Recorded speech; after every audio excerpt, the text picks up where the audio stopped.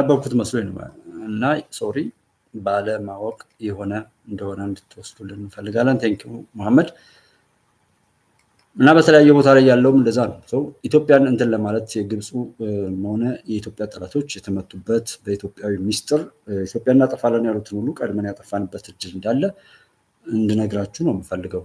ኢትዮጵያን ካለው ያለ የትም ቦታ ላይ ቢሆን ለኢትዮጵያ ጠላት የሆነ በስልጣን በክብር በሃይማኖትም ሆነ በምንም ተቀምጦ የነበረ ሁሉ በራሱ ይጠፋታል እንጂ የኢትዮጵያን ሀቅ የሚነካበት እድል እንደሌለ ነው ማረጋገጥ የምፈልገው። እሱ የእናንተ ሀገር እናት አባቶች ነው። ሰው የእናት አባቶችን ነገር ስነካካ ብዙ ጊዜ ሰዎች አይመቻቸውም መሰለኝ። ኢንወይ ሀቅ እሱ ስለሆነ ነው እንጂ ሌላ ለማለት አይደለም። ዞሮ ዞሮ ይህንን ማነው የጀዋርን አሁን አጀንዳ አድርገው ሰዎች የሚያቀርቡት በቃ ብዙ ሰው ከዛ ጋር ተያይዞ የሚጮህ ሰው ስላለ ነው። አድማጭ ተመልካቹ ተጽዕኖ ያፈራል። እኔ አላዩትም ብዬ ሰው እንዲያይልኝ በፈልጋውን ለምሳሌ በቃ ውሸት ማውራት አፈነዳው አስደንጋጭ ነው ምናምን ማለት አለብኝ ማለት ነውና እስኪ ወደ ትግራይ ክልልም ስንሄድ ትግራይ ላይ ክልል ያለውን ነገር ከዛ ላይ ታቀደውን በሙሉ ወደ ፊልድ ማርሻል በኋላ የምንመጣበት ቢሆንም ምንም ይባል ምንም እዛ ጋር የሚንቀሳቀሱት ነገር የመጨረሻ ቀብራቸው ይፈጸም ዘንድ የሚያደርጉት ነገር አግባብ ነው ብለን እናምናለን። ሰው ዛሬ ላይ ሰዎች ሁሉ ራሳቸውን ለመጠበቅ የሰሩ እንደሆነ ራሳቸው ይጠብቃሉ።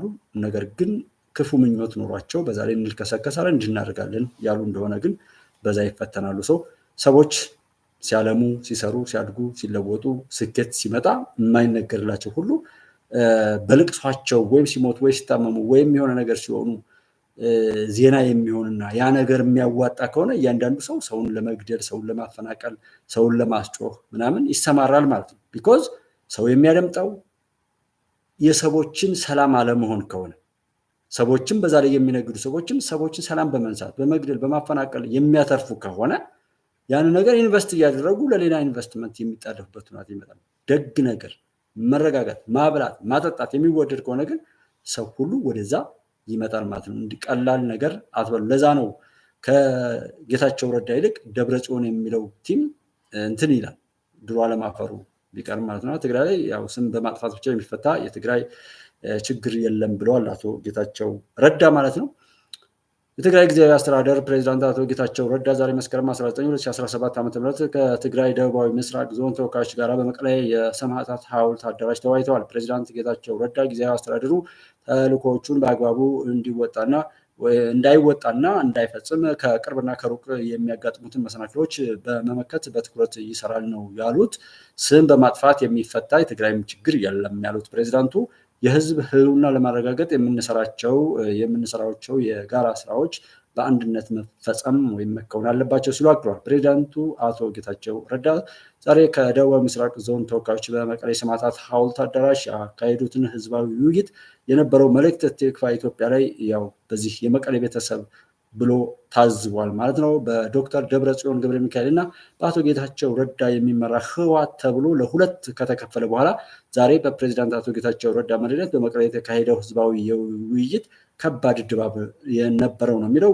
ውይይቱ መስከረም 13 2017 ዓ.ም ሊካሄድ ታቅዶ ይፋ ባልሆነ ምክንያት ወይም ምክንያቱ ባልተገለጠ ሁነት ወደ መስከረም 19 2017 የተሻገረ ነበር ነው የሚለው። ዛሬ በህዝባዊ ውይይቱ ለመሳተፍ በመቀሌ ዙሪያ ከሚገኙ የደቡብ ምስራቅ ዞን ወረዳዎች ዶጋ ተንቤን ወይም ደጋ ተንቤን ለማለት ነው፣ እንደርታ፣ ህንጣሎ ወጀራት ማለት ነው፣ ሳምረ ሳህታት የተውጣጡ የህዝብ ተወካዮች በአራት አቅጣጫ ወደ መቀሌ ሲገቡ በከተማዋ መግቢያ ላይ የፖሊስ ፍተሻ ገጥሟቸውም ነበር። በተያያዘ ህወሓት ለዓመታት በብቸኝነት ለፖለቲካዊ ስብሰባዎች ሲጠቀምበት የነበረውን የሰማዕታት ሐውልት አዳራሽ ለመግባት የተሰበሰበው ህዝብ የአዳራሹ ቁልፍ በሰዓቱ ባለመገኘቱ ወይም ባለመከፈቱ ከአዳራሹ ውጭ ፀሐይ ላይ እንዲቆይም ተገድዷል። ፕሬዚዳንቱ አቶ ጌታቸው ረዳ ከተንቤን፣ አዲግራት፣ ማይጨውና መሆኒ ቀጥለው በእንደ ስላሴ ሽሬ ሊያካሂዱት ያቀዱትን ማለት ነው ህዝባዊ ውይይት በአዳራሹ ውስጥ በተፈጠረው አለመደማመጥና ግርግር ተቋርጦባቸው ነበር። ዛሬ በመቀሌ ከደቡብ ምስራቅ ዞን ተወካዮች ያካሄዱት ውይይት ተጨማሪ ድጋፍ ያስገኝላቸዋል። የሚታየው ህዝባዊ መነቃቃት ሀሳብን በነፃነት የመግለጽና የመሰባሰብን ዲሞክራሲያዊ መብት ያጎለብታል የሚሉ ብዙሃን አስተያየቶች ተሰጥተዋል ነው የሚለው። ፕሬዚዳንቱ ጎን ለጎን የሚታዩ የሚዳስሱ ነገሮች ሳይሰሩ በህዝብ ድጋፍ እየሰከሩ ነው የሚሉ አልታጡም ማለት ነው። በመቀሌ ዙሪያ እንግዲህ የሚገኘው የደቡብ ምስራቅ ዞን ደብረጽዮን በሚመሩት ህወሓት የፖሊት ቢሮ አባል የሆኑት ወይዘሮ ልያ ካሳ ምትክ አቶ ጸጋዬ ገብረ ተክለዋይ ዋና አስተዳዳሪ ሆነው እንዲሰሩም በጊዜያዊ አስተዳደሩ በቅርቡ መሾማቸውን መዘገባችን ይታወሳል ይላል። በፕሬዝዳንት አቶ ጌታቸው ረዳ መሪነት ከትግራይ ደቡብ ምስራቅ ዞን ተወካዮች በተከናወነው ህዝባዊ ውይይት የጊዜያዊ አስተዳደሩ ከፍተኛ ስራ ኃላፊዎችም መገኘታቸውንም ይኸው ዘገባው አመላክቷል የሚለው እንግዲህ እዛ ጋር እንዳያችሁት እንደሰማችሁት ነገር ከሆነ ፖሊስ እንደዚህ መፈተሽ ይሄ የግለሰባዊ እምነት እንጂ ነገሩን ለመፍታትና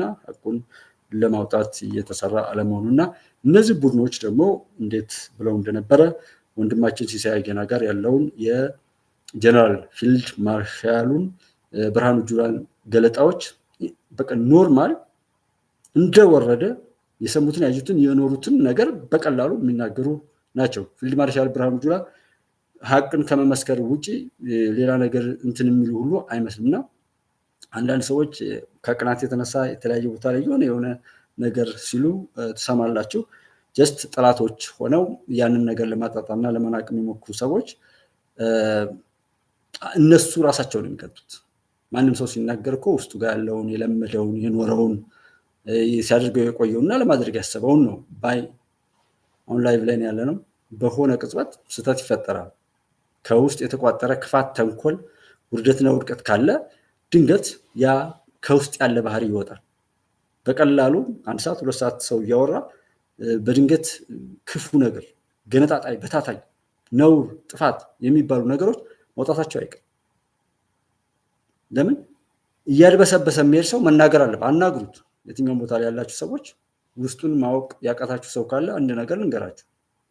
በተለይ በማኔጅመንት ሳይንስ ላይ ሰዎች እንዴት ማስተዳደር እንደምትችሉ አልናገር የሚሉ ሰዎች ከባድ ናቸው። ሰው እንዲናገሩ አድርጓቸው ይላል። አልናገር ካሉ አንድ ክፍል ውስጥ አስገባና በተለይ አሰሪ ከሆንክ ሰራተኛ ከሆነ አናደው ይላል። በቃ እንዲናገር አድርግ። ነካ እያልክ ለምንድን ነው የማይናገረው? የማይናገር ሰው ከባድ ነው። ከተናገረ መድኃኒት ታዘጋጃላችሁና እሱን ስትነካካው መናገር ይጀምራል። ያኔ ችግሮችን መጻፍ ጀምር የሚል የማኔጅመንት እንትን አለና እኔም 5-6-7 ዓመት የሚያል የሰዎችን የማስተዳደር እንትኑ ነበርና ስንናገር ድንገት ይወጣል። ክፋት ያለው ሰው ድንገት ያመልጠውና ይወጣል። ንግግሮች በሆነ ነውር የተሞሉበት ማንኛውም ሰው ምንም እያለሳለሰ ቀምሮና አስቦ ላጣፍጥ ቢልም የተራዘመ ንግግር አድርግ ስትሉት ይወጣና ጉዱ ይፈላል ማለት ነው። በእንደዚህ አይነት ስሜትም የምናየውን ነገር ሁሉ ወደሚበጀው አድርገን እነዚህ ክፎች ያንኑ የኖሩበት እንዲያደረጉ ነው። ሰውን በመደፍጠጥ በመፈተሽ በማስፈራራት ቁልፍ ይዞ በመደን ስብሰባ በመበተን ነው። አሁን እዛ ጋር ያየነው ጽንፍ ላይ ያሉ ሰዎች አስበው ነው የሚያደርጉት። ህሊና የሚባለው ፈጣሪ የፈጠረውን ነገር በሙሉ ያውቁታል። ሰው የሚያደርጉት ድርጊት ህገወጥ ነው፣ መጥፎ ነው።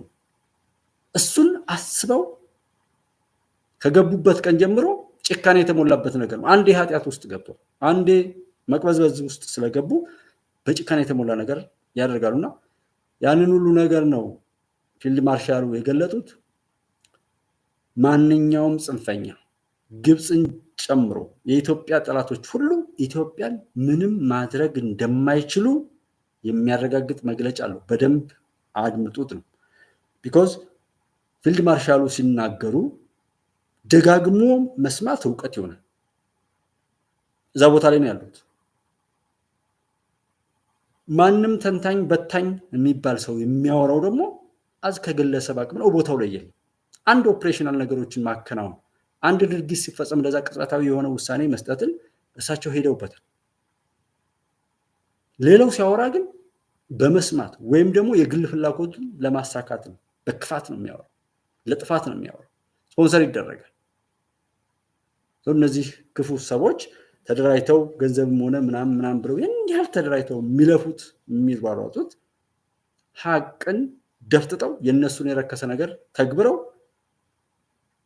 ሐቀኞችን ውድ ነገርን ሁሉ አርክሰው በባርነት ለማኖር ነው፣ የማይገባቸውን ለማግኘት ነው። አጃቢዎቻቸው ምናምንም ወይ ሐቁ ተደብቆባቸው ነው ወይም ደግሞ የረከሰ ነገሩ ወደውና ፈቅደው ገብተው የሚያደርጉት መሆኑን እና ቀላል ነገር አይደለም ነው። ደጋግማችሁ ብታደምጡ ዕውቀት እንዲሆን ከዛ ያንን ካደመጥን በኋላ መሞገት እንችላለን። ከዛ በኋላ ይሄ ክፍተት ነው፣ ይሄ ጥሩ ነገር ነው ብሎ ለማለትም ይቻላልና 3 ጊዜ የተደረገውን ወረራ ዓለም አቀፍ የነበረውን ተጽዕኖም ቢኮዝ ማንም ሰው ቀለል የሚለው ይሄ ምንድን ላይ ነው የሚለየው? ዲፕሎማሲያዊ ነገሮች ከህወሓት ጀርባ እነማን ነበሩ፣ ህወሓት እዛ ድረስ ሲደርስ ማን ሽፋን ሰጠው፣ ኦሩ ምን ነበር የሚለውን ጥላት አያወዙም። ቢኮዝ መሪዎች ናቸው።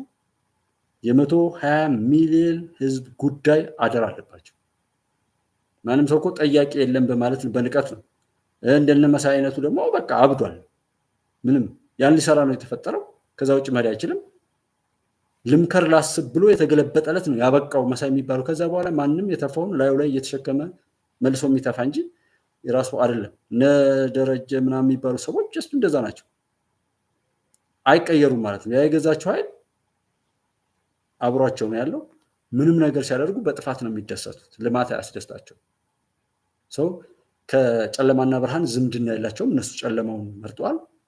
ብርሃኑ ላይ ቢከድ እሱ ነው። እኛ ለዛ ዋጋ እንክፈል። ያንን ሊሞግት የሚችል ነገር ላይ እንትን ነበር። ቅድም አቤቶ ከቸው ስለ ሳተላይት ጉዳይ እያወራ ነበር፣ መልእክቱ ተደራሽ እንዲሆን በሚል። አዎ ጎህ ቴሌቪዥንም እያልኩ እኔ በተደጋጋሚ የማስተዋውቀው ጎህ ቴሌቪዥን ወጥቷል። እሱን የምንጠቀም አቤቶ ከቸው የሚውጣ አዲስ ምንጭ የሚውጣ ሌላው የሚውጣ ለህዝባችን መድረስ ባለብን እንድንደርስ አጀንዳችን ኢትዮጵያ መሆን አለበት። አጀንዳችን ሀቅ መሆን አለበት። አጀንዳችን እውነት ነው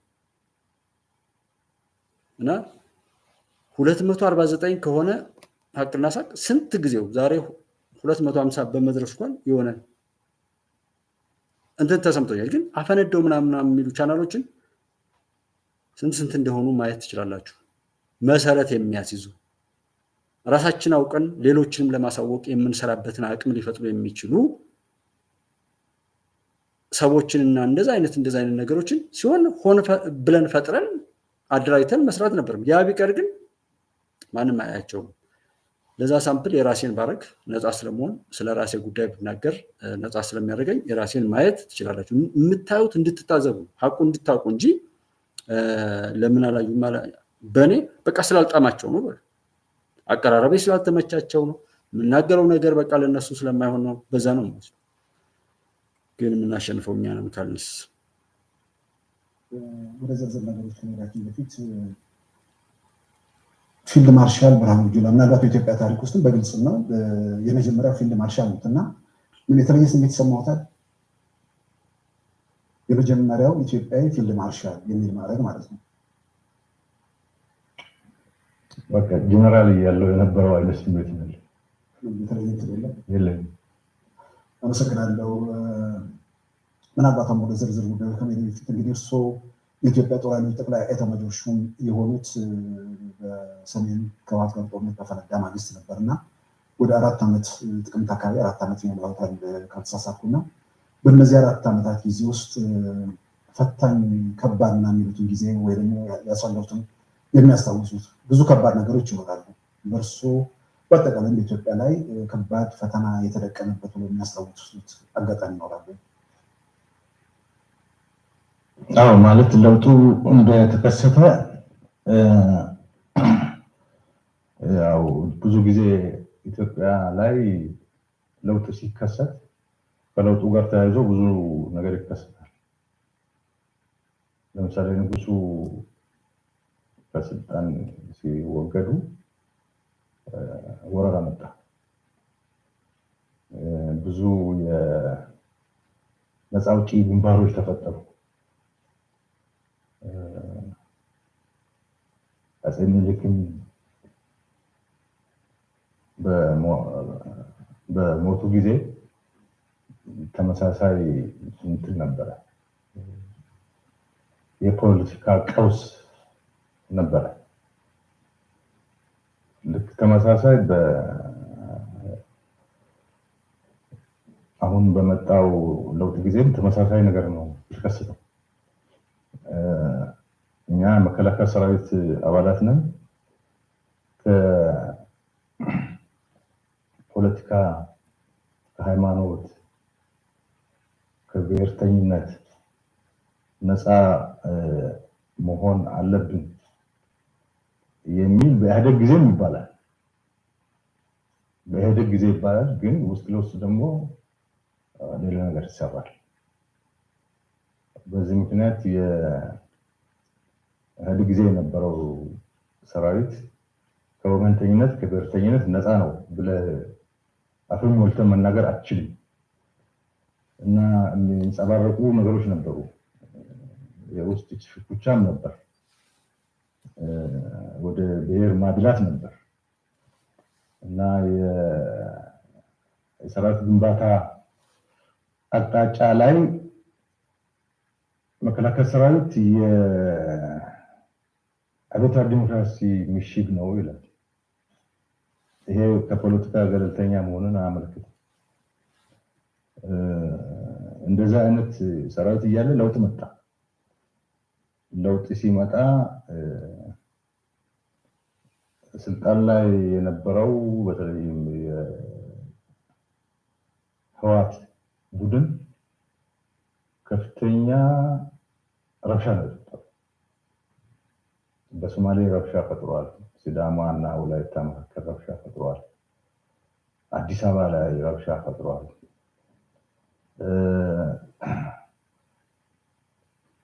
ያኔ ብድግ ብሎ ጫካ የገቡ እንደነ ኦነግ ሸኔ ኃይል ተፈጥረዋል።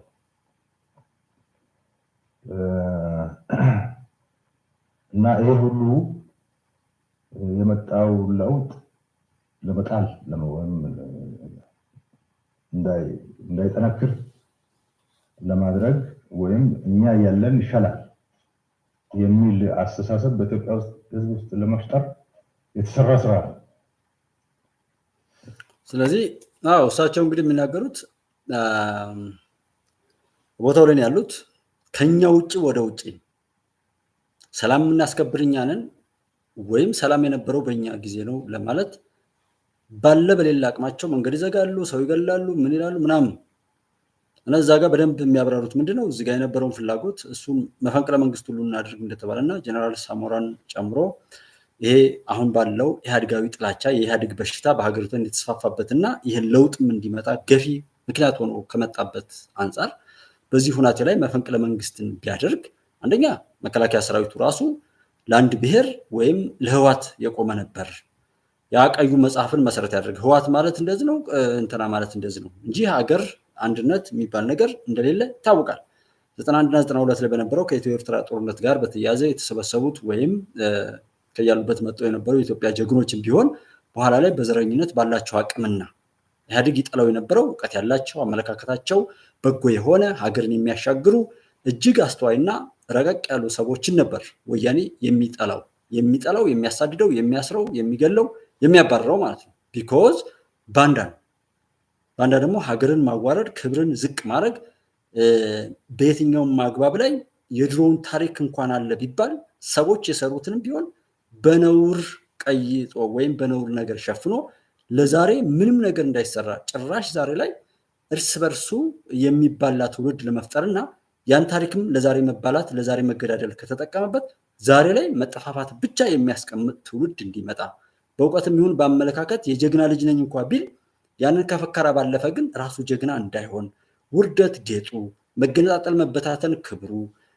እርስ በርሱ መመቃቀልና በባላንጣነት ወይም በጠላትነት ራሱን አቁሞ መገኘት ያንን አሳክቶ ለሌሎች ጠላቶች እንደፈለጉ ግጠም ሲሉት የሚገጥም፣ ሩጥ ሲሉት የሚሮጥ፣ ተሰደድ ሲሉት የሚሰደድ፣ ተጋደል ሲሉት እንደዚህ የሚሆን የራሱ አሻንጉሊት ትውልድ እንዲፈጠር ይሰራ ስለነበር መከላከያ ሰራዊት ላይ የትኛውም የመንግስት መዋቅር ላይ ወይም የትኛውም ሃይማኖትን ጨምሮ ሀገሪቱ ላይ እውቀት ያላቸው አመለካከታቸው ለትውልድ የሚጠቅም ማስተዋል ያላቸው ዘመናትን የሚሻገር ኢትዮጵያዊ ማንነትን ይዘው የኖሩ የታሪክ አባቶችን የእውቀት አባቶችን የኢትዮጵያዊ ውድ ልጆችን በሙሉ ማሳደድ፣ ማባረር፣ ማሰር፣ መግደል፣ ማንኮላሸት፣ ሞራላቸው መከሽከሽ፣ ባለጌዎችና ሞራል ቢሶች አእምሯቸው የማይገባቸውን ቦታዎች የሚያገኙ ምሁር ተቀምጦ ምሁር ሲሉት የሚደሰት እንደዛ እየተደረገ የተዛባ ነገር እንዲገነባ ነው የሆነው። ለዛ ነው ዛሬ የሞተን ሰው እያነሳ የሚያወድሳለ፣ ያለን ሰው ግን ቀርቦም አያቅም ሲያጥላላ ይው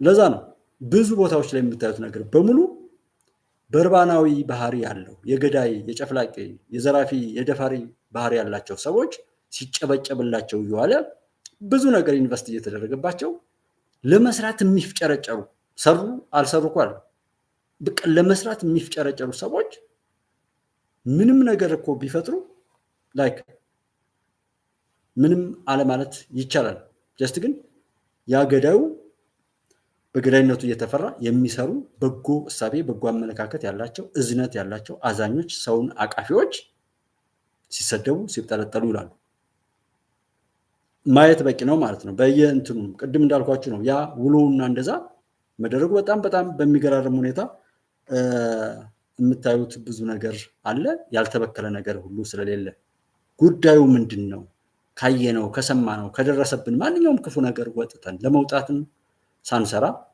ያ ነገር እንዳይደገም ለማድረግ የምናደርገው ጥረት አነስተኛ መሆኑን ነው እሳቸው እዚህ ጋር የሚናገሩት ሁሉን ያውቃሉ ያን ለውጥ ለማጥፋት ምን ለማለት ሁሉ ሞከሩ አልሆነም ቤተመንግስት ላይ የታጠቀ ኃይል እንዲመጣ ሲደረግ ውስጥ ላይ ጥቂት ግለሰቦች ክፉ እሳቤና አመለካከት ይዘው ቢመጡም አብዛኛው ግን ጠቅላይ ሚኒስትሩን ከመናፈቅ ከእሳቸው ጋር በመገናኘት ችግሩ ሁሉ እንዲፈታለት በማሰብ ነው እንጂ በትክክል ቤተመንግስቱ ላይ ገብቶ ደንበደንብ ለማድረግ ያን ለመረበሽ ስርዓተ መንግስቱን ለመናድና መፈንቅለ መንግስት ለማድረግ አይደለም ይላል ይሄ ሁሉ አልበቃው ሲል እየሸሸደና መቀሌ ላይ መሸገ ከዛ በኋላም በየቦታው ላይ ያለውን የክፋት ሲል እየነካካ ኢትዮጵያን መጥፋት መቀስቀስ ጀመረ በሌላ ሚዲያው ምን ይላል ይሄው ሰላም የለም ሰላም በኔ ጊዜ ነበር እያለ እሱን ተመራጭ አድርጎ በህዝብ ቤት ውስጥ ለመሳል ብዙ ጥረት አደረገ ያም አልሳካለት ሲል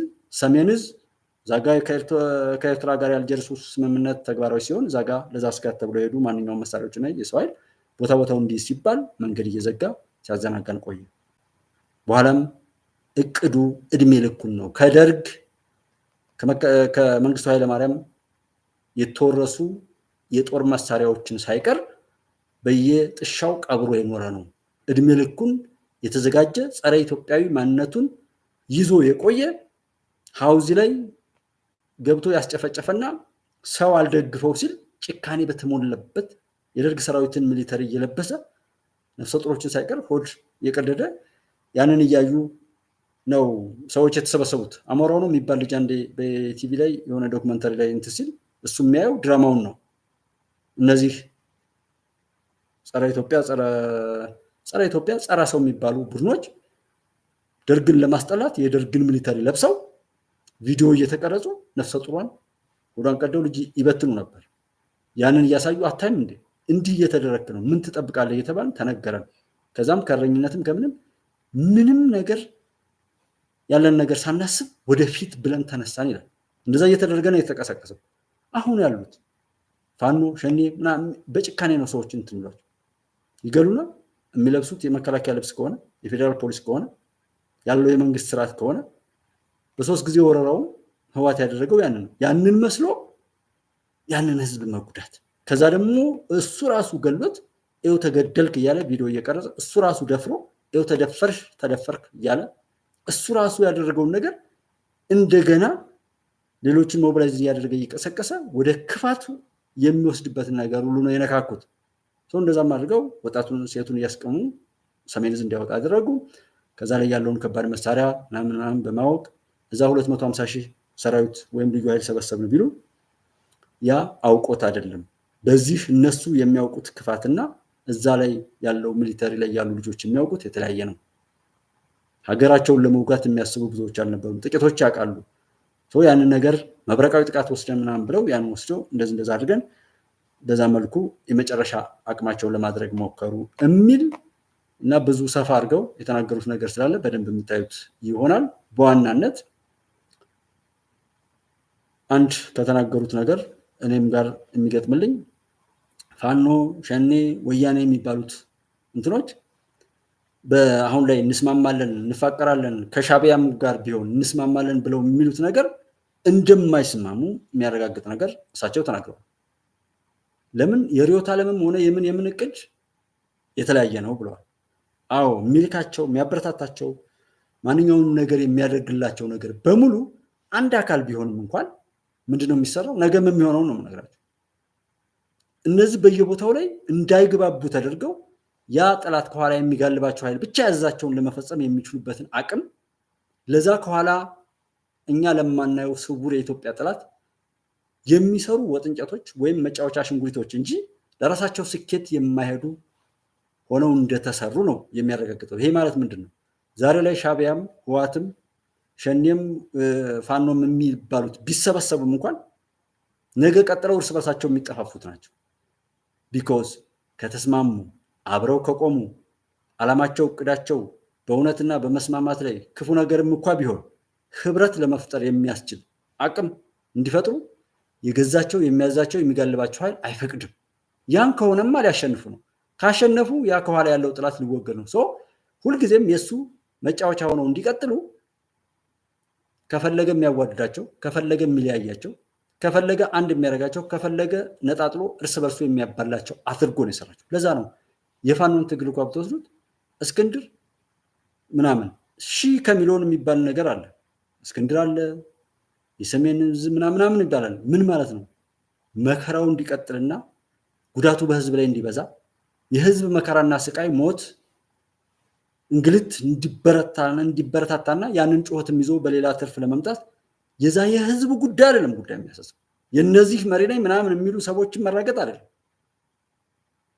ዋናው በዛ ነገር ጠምዝዞ ያለውን ስርዓተ መንግስት የራሱ ተላላኪ ለማድረግ እጅ መጠምዘዝ፣ ማንበርከክ የሚችል ክፋት በምድሪቱ ላይ ማስፈን ነው። አዛኝነት ከገዳዮች የለም። አዳኝነት፣ ዲሞክራሲ ከጸረ ዲሞክራሲዎች የለም። ሽብርተኞችን እኮ ከጽንሰ ሐሳቡ ጀምሮ መሳሪያ አስታጥቆ እንዳይጠፉ አድርገው የሚያኖሯቸው እኮ ፊት ለፊት የምናያቸው ሰላማዊ ስምና ሰላማዊ ነገር ይዘው ማታ ማታ ወይም በጨለማ ከካሜራ ፊትና ከካሜራ በኋላ የሚሰሩት ስራ ስላለ ነው። አለማጥፋት በራሱ አያስጠይቅም? እንደሚጠይቅ ቢኖር ጦርነት ሲያቀጣጥል እየዋለ ጦርነት ይብቃ ብሎ ሲመጣ ብታዩትም ያችን ነገር ተናግሮ እንደገና ጦርነቱን እንዳይቆም ለማድረግ የሚሰራ ኃይል ነው ያለው። የዓለም እውነት ነው ይሄ። እና በእንዲህ አይነት ሁኔታ ላይ እሳቸው ፊልድ ማርሻሉ የተናገሩት ርዕዮተ ዓለማቸው እንደዛ አይደለም። ሌላው በተደጋጋሚ በድፍረት በጭካኔ በጣም በንዴት ሁሉ ሲናገር የነበረው ቅማንትና አማራ ብለው ካሉት ጀምሮ ጀግና የተባለ ሀቅን የሚወድን ሰው ከጀርባ ነበር እየገደሉት የሚመጡ። እዚህ አማራ ክልል ላይ በነበረው ጦርነት እንደምታውቁት ኢትዮጵያን ለማፍረስ ሲኦል ድረስ እንሄዳለን ብለው በተናገሩት መሰረት ብዙ ሰራዊት መሳሪያ የለውም ነበር እና መከላከያ ሰራዊትም ደግሞ ያለው አደረጃጀት የሀገር ፍቅር እንደ አዲስ ኢትዮጵያ የተሰራችበት ወቅት ነው። ያ የክፎች ጥሪ በዛ መልኩ ላይ ያለ ሲመጣ አፈግፍጉ ሚሊተሪ ሳይንስን ለመጠቀም በሚሄድበት ሰዓት ላይ ይሄ እንትን ሊያስወርር ነው፣ ይሄ መከላከያ ሰራዊት ሊያስወርር ነው። መከላከያ ሰራዊቱን ገፍቶ የአንድ ብሔር ብቻ ለማድረግ የአንድ ግለሰብ ብቻ ለማድረግ የሚደረገው ጥረት ዛሬ እንደነበርና እነ ዘመነ ካሴና ጓዶቹ ስንት ሰዎችን ከጀርባ እንደጨፈጨፉ ኢቭንፍ የሆነ ወቅት ላይ ዘመነ ካሴ ለገበሬዎች ላስጨፈጨፋቸው ራሱ ካሳ ልክፈል ነው ምናምን የሚል የሆነ ማሰባሰብ ጀምሮ ነበር። እሱ አልበቃ ብሎ በሶስተኛው ወረራ ራያ አካባቢ ላይ ተወሯል፣ ጦርነት ተጀምሯል እየተባለ ቀበሌ 13 ሽምጥ የሚባል ቀበሌ ያለ ባህር ዳር ዞን 544,000 ብር በካሽ ይዞ ፋኖ ማለት ከኪሱ እያወጣ የሚሰራ 544,000 ብር በኪሱ ይዞ ሲገኝ ሰው ምንም አላለም። አያችሁ፣ መሪ ወዳጁ የሚባለው አንድ ዞብል የሚባል አካባቢ ላይ በጣም ጀግና የነበረን ልጅ ጓደኛው ነው ካስገደለ በኋላ ነው መሪ ወዳጁ የሚል ስም መጠራት የጀመረው። ታዲያ ለጥፋት ወጥንጨት አድርገው መጫወቻ አድርገው መጠቀም ከፈለጉ እኔ ሳልሰማ ሁሉ ስለኔ ሊያወሩ ይችላሉ። ለዛ ነው መሪ ወዳጁ ሳይሰማ ራሱ ከፍ ጀግናው ተባለ። የሱን ስም በማውራት መሸቀል ያለበት ሁሉ ሸቀለ። ከዛ በኋላ እነዚህ ፊት ላይ ያሉት አፔላዎችን በመጠበቅና በማስጠበቅ የውሸት ገዳዮችን እንደ ጀግና ቢኮዝ ጀግና ቢሆኑ እኮ ለክፎች አይታዘዙማ። ለምን? እጃቸው በደም የተጨማለቀ ካልሆኑ፣ ከሃዲዎች ካልሆኑ፣ ነውረኞች ካልሆኑ፣ አቅመቢሶች ካልሆኑ ከነዛ ክፉዎች ጋር አይሰሩም። ደም በእጃቸው ካለ ነውር የበዛበትን ስራ ካሰሯቸው ግን ሁል ጊዜ የነሱ መጫወቻ ሆነው ይቀጥላሉ። ዝም በል አንተ ይሄን እየሰራ እኮ ነው፣ ይሄን እያደረግክ እኮ ነው ምናምን ይሏቸዋል። ከዛ በኋላም ሌሎችም ቢሆኑ እንኳን በዘመነ ዲጂታላይዜሽን ነውር እያሰሩ ያንን ለውርደት ማምጣት ማለት መቼም ቢሆን ከጀርባ ላሉት እኛ ለማናያቸው እነዚህን ፊት ለፊት ያሉ ሰዎችን እየጋለቡ ኢትዮጵያን ለማጎሳቆልና ኢትዮጵያን ለመበዝበዝ የተሰለፉ የኢትዮጵያ ጥላቶች ሁሉ መጫወቻ ለማድረግ የሚያስችል ክፉ ስራ ያሰሯቸዋል። ለምሳሌ መምህራን ሲሄዱ መምህራንን ማንበርከክ፣ መንገድ መዝጋት፣ ከህዝብ ጋር ከሀገር ጋር አይን ያወጣ ነውር እንዲፈጽሙ ያደርጓቸዋል፣ ያበረታቷቸዋል። ያንንም ሪፖርት እንዲያደርጉ ይቀርጿቸዋል። ከዛ በኋላ የት ይደርሳሉ? በየቀኑ እየወደቁ ነው ያሉት። ሰላም ሲመጣ እሴቱን፣ የሀገሪቱን ሀብት፣ የሰላምን አማራጭ፣ ቀይ መስቀል ሲመጣ እንደዚህ በል፣ ነጭ ባንዲራ ሲመጣ እንደዚህ በል የሚሉ ህጎችን ሁሉ የጣሰ ከተማ መሃል እንደዚህ ህዝብን መስሎ ገብቶ ህዝብን መጨፍጨፍ ቢኮዝ ብንሞትም ቢገሉም ቢሞቱም ለነዛ ለጥላቶች ያተርፉባቸዋል። ሲገሉም ሲሞቱም ለነሱ በሚበጀው እያደረጉ ይዘግባሉ። በእንደዛ አይነት መልኩ በመናበብ መንገድ በመዝጋት ምን አይነት ፖለቲካ ይመጣል? ታጋይ ነኝ ያለ ሰው ያሸንፋል? መንገድ በመዝጋት ህዝቡን በማስተጓጎል የታመመው እንዳይታከምና ባለበት እንዲሞት፣ ወላድ ባለባት እንድትሞት፣ ትምህርት ላይ ያሉ ተማሪዎች እንዳይማሩ ማድረግ። ይሄ እኮ ማለት ብሶቱን፣ መከራውን፣ ቁጭቱንና እልሁን ለእያንዳንዱ ግለሰብ ለማድረስ የሚሰራና በዛ ችግርና መከራ በማከፋፈል ደግሞ ሰዎችን ስሜታዊ አድርጎ በመቀስቀስ ወደማያባራ ጥፋትና መጠፋፋት ማሰለፍ ነው እንጂ መንገድ በመዝጋት የሚሳካ ፖለቲካ አለ እንዴ? ትምህርት ቤት በማውደም የሚሳካ ፖለቲካ አለ እንዴ? ምንም አችብ የሚደረግ ነገር የለም። ምናልባት ችግሩን እንዳይቋረጥ አድርጎ ማተም ሊሆን ይችላል። ከዛ እስረኛን በመበተን የቀበሌ አመራሮችን አንተ ብልጽግና ነህ ብሎ በመግደል መከላከያ ሰራዊትን ፊት ለፊት አይደለም እዋጋለሁ አሸንፋለሁ ያለ ኃይል እበልጣለሁ አይደል እንዴ? እበልጣለሁ ብሎ የተነሳ ኃይል እኮ ተደብቆ አይተኩስም። ሊበልጥ እኮ ነው የመጣው። እኩልም አይደለም እኮ አሸንፋለሁ ብሎ የመጣ ኃይል በድሮን ተመታው ይላቸዋል። ምን አይነት ጨዋታ እንደሆነ ታውቁታላችሁ? ቢሞትም ምን ቢልም ነቲንግ። ያ ከኋላ ያለው አጀንዳ የሚሰጠው ኃይል በቃ እንዳትስማማ፣ ሰላም እንዳትል። ለምን ሰላም ቢል የተረፈው ሊተርፍ ነዋ። ኢብኒክ በቃ እኔ ወታደር ሆናለሁ እንደዚህ ፋኖ ነኝ ብዬ ስላልኩኝ የምኖርበት የቤተሰብ ገቢ የለኝም። ስለዚህ በዛ ምክንያት ነው ገቢ ላመነጭ የምችልበትን እንትን በለኝ፣ እንደ ሀገርም እንደዚህም ላገለግልበት የሚችል ነገር ይሰጠኝ። እንዲሁ ሌላ አጀንዳ ለሌሎች መጥቀምና መጠቃቀም እንኳን ባይኖረው ራሱን ነፃ ለማውጣት የሚችልበት እድል ያገኛል። እዛ ላይ ከመጣስ ከጀርባ ያዘለው ጥላት ማንን ይጠቀማል? በማን ይጫወታል? ለዛ ነው ሰላም ሲባል ምን ሲባል ጥሩ ነገር በጎ ነገር የሚናገሩ ሰዎችን አስቀድሞ በመግደል ለሌሎች ማስፈራሪያ እያደረጉ መሄድ የአውሬነት ባህሪን የሚመክራቸው እንዲያደርጉ የሚያስገድዳቸው ከጀርባ ያዘሉት ጥላታቸው ነው። ከጀርባ ያዘሉት ጥላት ነው። ቢኮዝ እንደነዚህ አይነት መጫወቻ አያገኝም። በቀላሉ ያንን ህዝብ መስሎ ያንን ህዝብ ማጥፋት። ትናንትና ማነው ፋሲል ምናምን እዛ አስገብተውት የነበሩትን ከዚህ ከጓጽዮን እስከ ሱሉልታ ድረስ ባለው ላይ ሰው ያግት የነበረው በዛ ስም ያደራጁት ነው። አፋርና ሶማሌን የሚያጣላ የነበረው ያ ነው ማለት ነው። እዚህ 17 ነው 19 ተማሪዎችን የሆነ ዩኒቨርሲቲ ተማሪዎች ታገቱ ምናምን የተባለውን ሁሉ ነገር ነጋግተውታል። ማን ምን እንዳለ ቀጣዩን ስላላደመጥኩት ሊሆን ይችላል እንጂ ዋናው ቦምብ ያፈነዳው እዚህ ሰኔ 16 እዛ ሰኔ 15 ለዛ የአማራ ክልል አመራሮችን የገደለው ያስገደለው በቀላሉ ከምትወዱት ነገር ጋር ጠጋ ብለው ወደ እነርሱ የተዛነፈ ውሳኔ ወስዷቸዋል። በዛው ነው የሚገቡት። ሃይማኖት ላለ ያንኑ ሃይማኖቱን ይዙና ወይ በማላላት ራሱን ሃይማኖቱን እንዲያበላሽና በዛ ራሱ እንዲጠፋ ወይ በማክረር በዛ እንዲጠፋ ነው የሚያደርጋቸው። ኢትዮጵያ የሚል ከሆነ እንደዚህ በዛ በእኛ ክፉ ምኞት ተጠግተው ነው የነሱን ክፉ ነገር የሚያስፈጽሙት እንጂ በግልጽ ካለንበት ላይ ወደሆነ ነገር ለመነጠል ተዘጋጅተው አይሰሩም። እና ምንድነው በዛም ይሁን በዚህ አንዳንዴ ያው ቢበዛም ምንም ችግር የለውም ብያችኋለሁ እንዳልኳችሁ።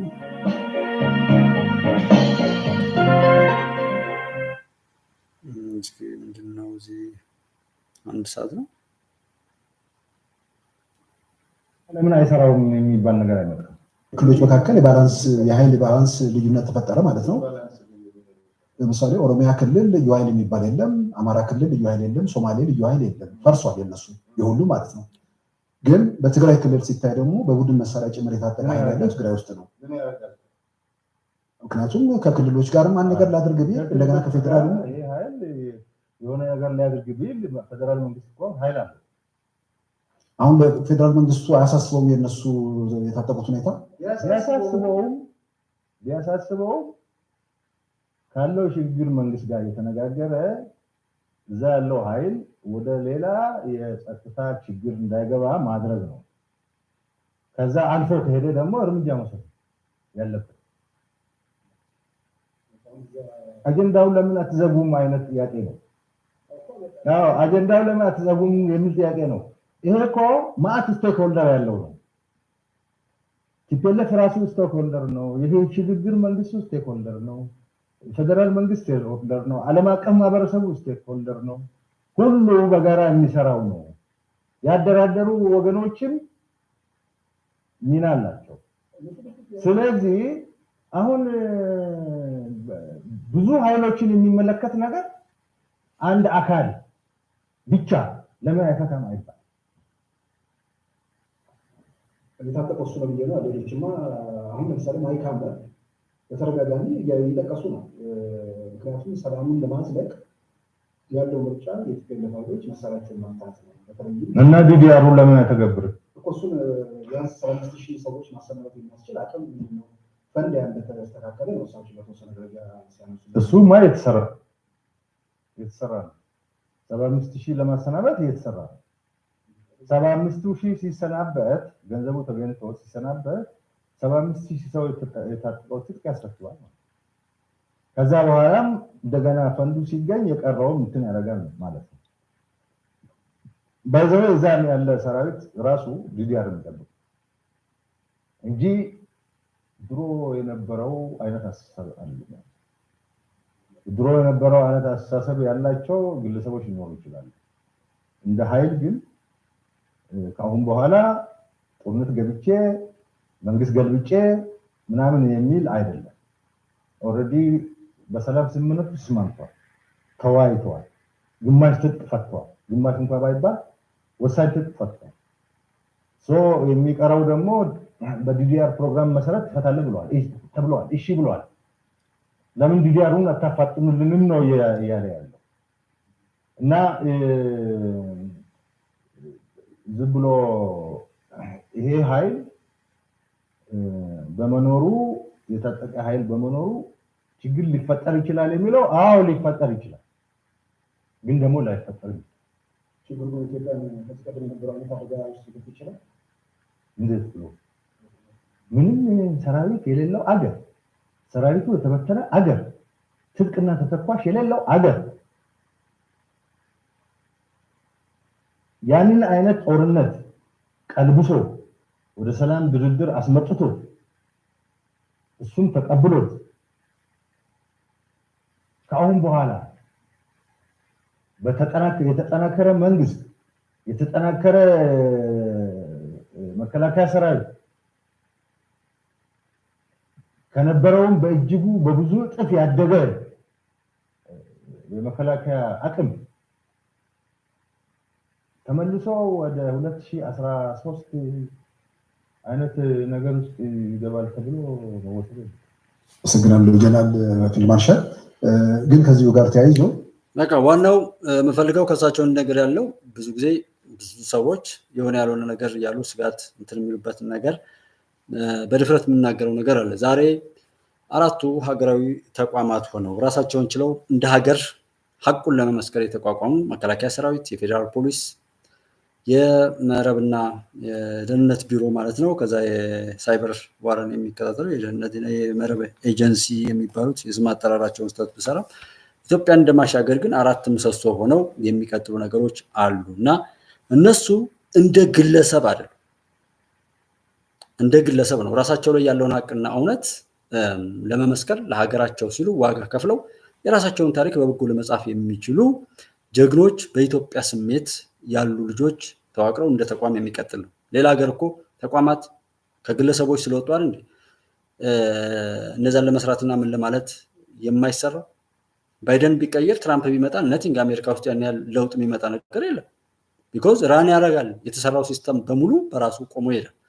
ዛሬ መከላከያ ሰራዊትን፣ ፌዴራል ፖሊስን እንዲሁም የደህንነት ቢሮን፣ የመረብ እና ደህንነት መስሪያ ቤትን፣ ሌሎች በየክልሉም ደግሞ ያሉት ያንን ትክክለኛ ኢትዮጵያውያንና ህዝብን ሀቅን መሰረት አድርገው ከተሰሩ የፍትህ ተቋማት የምርጫ ቦርድን መሰረት አድርገው እየተጠናከሩ ከሄዱ ምንድነው እየሆን የምንሄደው? ሰዎች ይቀየሩም አይቀየሩ የሚነቀነቅ ነገር እነዛ ግለሰቦች የሚነቀንቁት የእነሱን እጀረጅምነት ምንም የሚያመጣው ነገር የለም። በቃ ከገቡም ሊያገለግሉ ነው፣ ሲስተሙን ሊታዘዙ ነው እንጂ እነሱ ሊዘረጉት የሚችሉት ሲስተም የሌለ ይሆናል ነው ጅማሮ። ለዛ ነው በአንድ ቀን ሀገር የሚያለማ ያለ ይመስል ምን አዲስ አበባ ብቻ ይላል።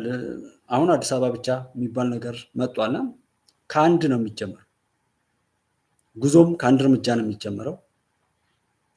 ምንም ነገር ቁፋሮም ከተባለ የመጀመሪያው ጊዜ ቤት የአቅመ ደካማዎችን ቤት ሲቆፍሩ ዶክተር አብይ ሲሟላ ያበቃል። ልክ ነው ንጉሱ አስራት። ዲዲአር በዋናነት ደግሞ በተለይ እነዚህ አሁን ማይክ ሀመር ጋር የተያያዘችው አንዷ ነገር ምንድናት? ይመጣሉ እንዲሆን የሚፈልገውን በወሬ ያደርጉትና በተግባር ግን እንዳይሆን ነው የሚሰሩት። እኛ ሀገር አሁን በዚህ አሁን እንዳልኳችሁ ሚዲያው ላይ ያለው ጫጫታ በተለይ ማህበራዊ ሚዲያ ላይ ተራበ የሚለውን ያወራል። ሞተ፣ ተዘጋ፣ ችግር መጣ፣ ኑሮ ተወደደ ምናምን የሚል ሞልቷል። መፍትሄ የለም። ማይክ ሀመር አሁን የሚለው እንዲሁ እንዳይሆን ታዲያ ለምን ዲዲአርን የማያፈጥኑት ይላሉ። ፊልድ ማርሻሉ ደግሞ ለምን የማያፈጥኑት አለ። ከሀገር መሪ በላይ ሌላ ነገር ሰው ህዋት ሊመጣ ነው፣ እንተና እንድሊል ነው፣ ራያ እንደዛ ሆነ፣ ከዛ ከእንተና ጋር ተጣምረው እንትን ሊል ነው፣ ግብፅ በዚያ መጣች ምናምን የሚለውን በሙሉ እንቶ ፈንቶ እንደሆነና እኛ ሳንረበሽ የራሳችንን በሀቅ በእውነት ለሚጠቅም ነገር ዋጋ ለመክፈል መዘጋጀትን ነው ያለብን። እሱን ነው ያረጋገጡት ፊልድ ማርሻል። በየትኛውም አግባብ የሚያሰጋ ነገር የለም ነው የሌለውም። ደጋግሜ በግል ያወራሁት የጥፋት ኔትወርኩን ሙሉ በሙሉ ይዞ ፈጣሪ ስለ የእነሱን ክፋት ስላወቀና ኢትዮጵያን ማሻገር ስለፈለገ አልፈቀደላቸውም እንጂ እስከ ክፋት ሲላቸው፣ እስከ ውጭ ዲፕሎማሲያቸው፣ እስከ ዘረፉት ገንዘብ፣ እስከ ሙሉ ተቀጣሪዎቻቸውና ተረጣቢ ልቅምቃሚ ቃራሚ ማንኛውም ላይ ያለ በሀገሪቱ ላይ 27 ዓመታት ሲያለማምዱትና ሲያኖሩት የነበረው የረከሰ ቡድን በሙሉ ይዘው ተደምረናል፣ በቃ ብልጽግና ሆነናል ብለው የሚሰሩ ቢሆን ምንድን ነበር የሚሆነው? እግዚአብሔር እንደዛ ቢፈቅድ ኖሮ በዚህ በኩል ያቀጣጥላሉ፣ በዚህ በኩል የጸጥታ ኃይል ይልካሉ። እዛ ከተሰበሰቡ በኋላ ይህን ያህል እጃቸው እየተቆረጠ እንኳን ዛሬም ድረስ የሚያስቸግረው ለምንድን ነው? በዚህ ጋር ሰው ያግታል፣ በዚህ ጋር ያንን ሊያስፈታ የሚሄድ ሰው ሲመጣ እየመጣልህ ነው። ቅድም ከተናገሩት ላይ ብዙ ነገር እኮ ሆኗል። ፓይለቶችም መጥተዋል። የትግራይ ልጆች በወቅቱ ላይ በነበረው የተለያዩ የመረጃ ልውውጦችና መንግስት የሚያቅደውን እቅድ ሁሉ ቀድሞ በማሳወቅ ላይ ይሳተፉ የነበሩትን ሁሉ ጦርነቱ ሲጀመር ለብቻቸው እንዲቆዩ ከስራቸው ታግደው ነበር። እነሱን ሁሉ መልሰናል። እንደውም ያን ነገር ማድረጋቸው እነሱ ለኢትዮጵያ በጎ ነገር ነው የሆነው። ቢኮዝ ባጭሩ ቅድም ተደምረናል በሚለው ላይ ውሰዱትና ተደምረናል ቢሉ መከላከያ ሰራዊት ላይ የሰሩት ጀነራል ምናምን እያሉ በሚሊተሪ ሳይንስ ላይ ወይም በሚሊተሪው ዘርፍ ማንም ሰው ከነሱ ሊቆጣጠረው የማይችል 100% ነው እንደዚህ ነው እያሉ ጠቅላይ ሚኒስትር ዶክተር አብይ የተናገሩት አለ አንዴ እንትን ላይ ፓርላማ ላይ እስከ 10 ዓመት እስከ 20 ዓመትም ቢሆን መከላከያን ለመቆጣጠር የሚቻልበት እድል የለም ነበር። ሆን ተብሎ የተዘጋው ጀነራሉ ምናምኑ ሎጂስቲክ ላይ ያለው እንደዚህ እዚህ ቦታ ላይ ያለው እንደዚህ አዛዦች እንደዚህ በማዕረግ ደረጃ በየትኛውም 100% የትግራይ ልጆች 100% እንደዚህ እያሉ ያሉበትን ንግግር ታስታውሳላችሁ። ተደምረናል ቢሉ ያለው መንግስት በቃ መጫወቻ ከመሆን ያለፈ አይሆንም ነበር። ፈጣሪ ግን ሲረዳን በትዕቢታቸው ሄዱ። የረከሰ ነገራቸውን እንኳን የሆነ ነገር እየጠበቁ ለማድረግ አልፈቀዱም። ያ የፈጣሪ ውሳኔ ነው። በእብሪት ተወጠሩ፣ ጠገቡ። በእጃቸው ያለ ብዙ ደም አለ ዛሬ የምንረሳው። አሁንም ከሄደ በኋላ ነገ እየመጡ እኮ የሚያስታውሱን ብዙ ሰዎች አሉ፣ ሊኖሩም ይችላሉ። እንዲህ እኮ ነበር፣ ሃይላንድ ይንጠለጠልብህ ነበር፣ ሶሻል ሚዲያ ይዘጋ ነበር፣ ዛሬ ተናገር ስለተባልክ ነው ብሎ ነገ ደግሞ ዘጊውን እንትን የሚል ሰው አለና ለምደነው ነው እንጂ ለውጥ ኖሮ እኮ አይደለም። ዛሬ ላለንበት ሙሉ ነገር እኔ አሁን ላለሁበት ማንኛውም ነገር ያን ስርዓት ነው ተጠያቂ ማድረገው። ቢኮዝ ሰዎች እኔ ሳላቃቸው ሁሉ ሰው ይሁን ሰይጣን ይሁን የሆነ ቦታ ላይ በተጻፈ ነገር እንዲጠላ ጠላት ሆኜ እንዲቆም ከዛ በላይ መጫወቻነት አለ። እምነትን መጥቀስ ለጠብ የሆነ ነገር ማለት ለጠብ ስትደሰቱ ደስታችሁን ሲያጠፋ ሲሰራ የኖረው እሱ በረከሰው ነገር ላይ ሲመጣ የእናንተ ዘመድ ነኝ እኮ እኔ ወገን ነኝ እኮ ይላል። እና አጥፊዎቹን ስናፍቅ የነበረበት ያንን አይነት የውሸት ትርክት መሆንን ሳይሆን መምሰልን ተለማምደንበት የቆየንና ሁሉ ነገራችንን በሙሉ ለጥፋትና መጠፋፋት እየጠቀስን የኖርንበትን ድባብ ለምደነው ከዛ ላለመውጣት ነው ዛሬ የምንጥረው። ትናንት እነሱ ያለማመዱንን ጥላቻ እኮ ነው ዛሬ እየተናገርን ያለው። ዛሬ የለም ግን በዛን ሰዓት ለምደነው በወዳችን ይዘነው ነበር። ለመናገር አንችልም ነበር። ዛሬ ተናገሩ ተባለ። በዛን ጊዜ የቋጠርነው ነገር ዛሬ እንናገራለን። ማንም ሰው ሐቁን እኮ አይደለም ለማወቅ የፈለገው ወይም እየተናገረ ያለው ማለት እኮ ትችላላችሁ። ሲሆን ቢውል አንድ ቀን አንድ ሰው ከዋሸ በኢትዮጵያዊ ማንነታችሁ ቸክ አድርጉት። አንድ ቀን ሰው ከዋሻችሁ ከዛ በኋላ ያንን ሰው ትቀርቡታላችሁ። አንድ ሰው እኮ የሆነ ቀን ከዋሸ ከካዳችሁ ትቀርቡታላችሁ። ከዛ በኋላ ከዛ ጋር ውል ትይዛላችሁ። አንዱ አጥንተ ሰባራ ከሚያስብሉ ነገሮች በሙሉ ሰው ውሸታም የሆነ እንደው ዋሾ ሰው ሃይማኖት የለው፣ ዋሾ ሰው ሰውነት የለው፣ ዋሾ ሰው ምንም ነገር የለው። በምን ትይዙታላችሁ? ሁሉን ነገር ለወረቀት አንድ ህንድ ሀገር የሆነ አይዶን ነው እርሱ እዚህ ሀገር እኮ ትሰማለህ ይላል። በተለይ ህንዶች ከፖሊስና ከእንትን ጋር የሆነ የሚሰሩት ፊልም ምናምን ነበር ቀደም ሲል የማየው። እዚህ ሀገር እኮ የማይሸጥ ነገር የለም፣ ዋናው ዋጋው ልክ መሆን አለመሆኑ ላይ ነው ትባላለና አሁን ዛሬ እነዛው ሰዎች አውርተው እንደው ስታሊን አሁን አውርቶ ስታሊን የሆነ ነገር አውርቶ እንደው ስታሊን ይሰማል። አሁን ከስታሊን ሰው የሆነ ነገር ይጠብቃል። እኔ በጣም ስለሚገርመኝ ነው። እና ተቆርቋሪ መስሉ እነዚህ የምናውቃቸው ሰዎች ከዛ በፊት ሲያደናግሩ የነበሩ ሰዎች ዛሬ ላይ ትሁት ሆነው ቢመጡ ምን አስበው ነው? ምን ሊያደርጉን ደግሞ አሰቡ? ምን ሊያደርጉን ፈልገው ነው? ወደ ማለት እንሄዳለን እንጂ ጭራሽ የነሱ ፕሮፓጋንዳ ሰምተን ድንጋይ አንስተን እንወረውራለን። እንደዛ ይደረጋል? ነውር አይደለም? በጣም በጣም የሚገራርሙ ነገሮች አሉና ጀስት እሱን እያየን ብንሄድ በጣም ራሳችንን ለመጠበቅና ከክፎች ወጥመድ ራሳችንን ለማግለል ይጠቅመናል። አንዳንድ የሚያወሩ ነበሩ ወይ ሃይማኖቱንም ማንኛውም ነገር እየበከሉ በዚህ እንደ እዝነት ኢትዮጵያ እንዲህ የሆነች ነው ይላሉ። አንድ የሆነ ነገር ነበር፣ እንዴት እንደሆነ እዚህ ጋር ይጠፋኝ ቻለ አላወኩም። ያ ሰው ሆኖ ማለት ነው እሱ እኛን ሊያስተምረን።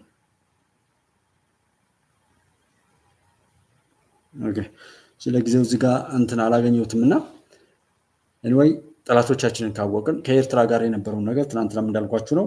አላማው ያያ ነው እንጂ እንደዚህ ለማድረግ አይደለም ብለዋል። አፈነደው ጀዋር ተናገረ ብዬ ብመጣ እኔ ለምንድን ነው የምሰማው? በቃ እንደዚህ ሀቅ ለመናገር ለመምከር ሲቆም ብለን እኛ እንወስን አንድ እንሁን። እኛ ራሳችን ባየነውና ባረጋገጥነው ነገር ላይ ነው ውሳኔ መስጠት ያለብን። በስሚ ለጥፋት መሰለፍ የለብንም እያልኩ ነው። ይህን ሰው አላየው። ጀዋር ተናገረ። ታዋቂው ፖለቲከኛ አቶ ጀዋር መሐመድ እንዲህ ብሎ ተናገረ ብዬ ረሰጠውትና ከዛ መጣችሁ ብታዩ እናንተ አትጠቀሙ፣ እኔን አትጠቅሙ፣ ተያይዘን ገደል። የጥላትን ስራ ነው እኮ የምናገልጠው። የጥላትን ስራ ነው ሪፖርት የምናደርገው። የጥላትን ስራ ከዛ በዛው ገብተን በዛው ለመኖር ምናምን ከዛ ላለመውጣት እንደዚህ እንጂ አዲስ ነገር አይደለም የፈጠርነው ለማለት ነው። ለማንኛውም ወይዘሮ አዳነች እንግዲህ ዛሬ ላይ በጣም በሚያምር መልኩ 175 ቤቶች እንደዚህ ሰጥተዋል። እሱ ነገር በጣም ነው ደስ 75 መኖሪያ ቤቶችን የሰጡበት ሁኔታ አለ። በጣም ነው ደስ የሚል። እስኪ መኖሪያ ቤቶችን ለነዋሪዎች አስተላለፉ። ከንቲባ አዳነች አቤቤ 75 መኖሪያ ቤቶችን ለነዋሪዎች አስተላለፉ። ከንቲባ አዳነች አቤቤ በአዲስ አበባ በአዲስ ከተማ ክፍለ ከተማ ዊንጌት አካባቢ በበጎ አድራጊ ባለሀብቶች የተገነቡ 75 መኖሪያ ቤቶችን መርቀው ለነዋሪዎች አስተላልፈዋል። በርክክብ ወቅት ከንቲባ አዳነች አቤቤ ከተማ አስተዳደሩ በሰው ተኮር የልማት ስራዎች በትኩረት እየሰራ መሆኑን ገልጸዋል። ከተማችንን ስናድስ የከተማው ውበት ጽዳት ብቻ ሳይሆን የሰው ህይወት የሰው አኗኗር እንዲዘመን ኑሮ ቀለል ማለት እንዲችል ሌላው ቢቀር ንጹህ ቦታ ውሎ መግባት ልጆች የሚጫወቱበት የሚበሩበት ንጹህ ቦታ ንጹህ አየር እንዲያገኙ ማድረግ ትልቅ ትርጉም አለውና ይህንን እያደረግን ያለ ነው። ከንቲባው አክለውም የከተማ አስተዳደሩ በሚያከናውናቸው የልማት ስራዎች ባለሀብቶችን በማስተባበር የከተማዋ ነዋሪዎችን ተጠቃሚ እንዲሆኑ እያስቻለ ነው ብለዋል። ይህንን በማድረግ በኩል ደግሞ የከተማ አስተዳደሩ ብቻውን አይደለም፣ በርካታ የከተማችንን ባለሀብቶች እያስተባበረ ያለውን መሬት እያዘጋጀ ተጨማሪ አንዳንድ ግብአቶችን በማዘጋጀት ባለሀብቶች ደግሞ ገንዘባቸውን አውጥተው አብረው እንዲሰሩ ማድረግ ነው። ምክንያቱም የእነሱን ሀብትና ትርፍ ገንዘብ ብቻ ሳይሆን ነዋሪው ነው፣ ህዝቡ ጭምር ነው። እኛም ደግሞ ትልቁ ዓላማችን የህዝባችንን ኑሮ መቀየር መለወጥ ከተማችን ለውጥ ጋራ አብሮ መሄድ እንዲችል ማድረግ ነውና እፊታችሁ ላይ ሆኜ የጉዛየው ታደረ ፋውንዴሽን ይህንን ቤት ለመገንባት አብሮ የተጋውን በራሴ በከተማ አስተዳደር ስም በእናንተም ስም እጅግ አድርጌ ማመስገን እወዳለሁ። እኛም እናመሰግናለን። ከዚህ ጋር ተያያዘ ባለሀብቶች ጥሩ ነገር ነው የጀመራችሁ። ባለሀብት ማለት ይሄ ነው። ምን ያህል ሞራላችሁ እንደሚመጣ ይህን ድርጊት ስታደርጉት ለተራበስ ሲደርስ እናንተ ጋር የተከማቸው ሀብት ለሌሎች ዋጋ ሲያወጣ ለእናንተ ልትረሱት ትችላለች። ቢኮዝ 100 ክላስ ያለው ቤት ቢኖራችሁ 100 ክላሱ ላይ አተኙ። ሚሊዮን እንጀራ ብትጋግሩ ከሚሊዮን እንጀራ ውስጥ ሚሊዮኑን አትበሉትም። ሳስፋይድ ስትሆኑ አእምሯችሁ በራሱ መልሱን ይናገራልና ይህን የምታደርጉ ባለሀብቶች ሌላ ተጨማሪ ሀብት እያፈራችሁ ስለሆነ ተባረኩ። ሀብታምነትም ይሄ ነው። ሀብቱ ለሌሎች ሲተርፍ ዋጋ ሲያወጣ ሌሎችን እንዲኖሩ ሲያደርግ ነው ሀብት ማለት። ስልጣን ማለትም ያ ስልጣን ሌሎችን ከክፉ ነገር ጠብቆ በበጎ ነገር ያተጋ እንደሆነ ነው። እውቀትም አዋቂ ነኝ የሚል ሰውም እንደዚሁ እውቀቱ ለሌሎች የሚጠቅም ከሆነ የእውቀት ዋጋ ያወጣ እንደሆነ ፖለቲከኛም ማንኛውም ነገር ላይ የጸጥታ ኃይልም የትኛውም ቦታ ላይ ያለ የተወደደ ነገር የሃይማኖት አባቶችም ሃይማኖቱን ለሁሉ ያወረሳችሁና በዛ ሊገኝ የሚገባውን ትርፍ ያደረጋችሁ እንደሆነ ስለሆነ ትርፍ የሚያተርፈው ወይም ፍሬ የሚያፈራው በዛ መልኩ በርቱልን ባለሀብቶች።